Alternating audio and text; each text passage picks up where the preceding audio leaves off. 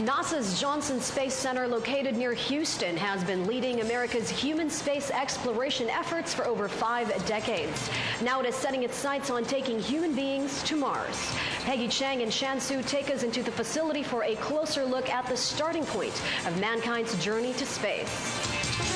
Since 1961, the Johnson Space Center, or JSC, is where NASA conducts and coordinates all aspects of manned spaceflight.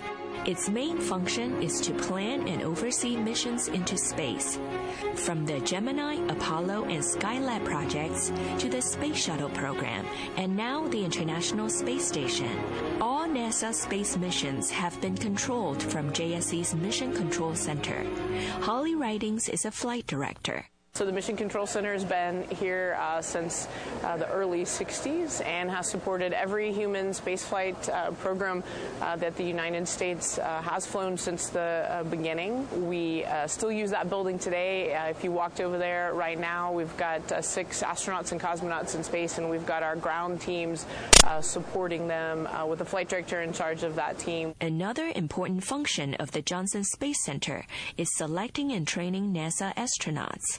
Every NASA astronaut receives rigorous training at state-of-the-art facilities before going into space. The building that we're in right now actually is our what we call our mock-up training facility, so life-size parts of the International Space Station where you can really get a feel for how things are put together. We do a lot of emergency training in these modules so that the crew learns where to go and what to do if something goes wrong on the space station. The Neutral Buoyancy Lab is a very large pool that simulates the weightless conditions of spaceflight.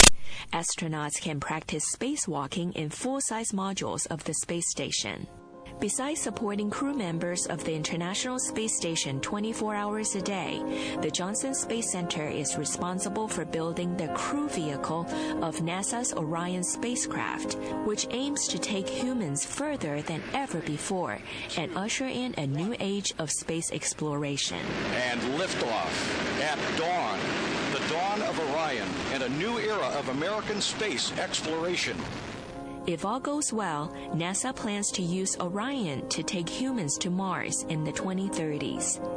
Ridings encourages space fans everywhere to find ways to participate in human space exploration. From a worldwide perspective, there is room and space for all of us to do, really wonderful things together, and we need to really advance that, for just the human species. And so, even if you don't have space in your country, there is a way to get involved. I would just be positive and be excited and look for ways to help.